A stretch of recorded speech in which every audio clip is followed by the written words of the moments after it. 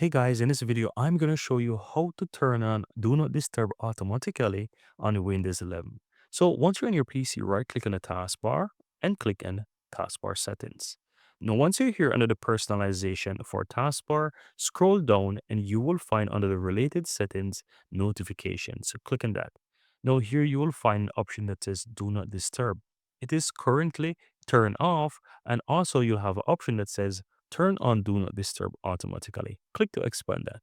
Now from here, you can set the dates. So if you check this box right here that says during these times, you can now set the time when you want Do Not Disturb to be enabled on your PC. So let's say I want it to start at 10 p.m. So I click on the 11 right here, set it to 10, then click on the check mark right here to set it to 10 p.m.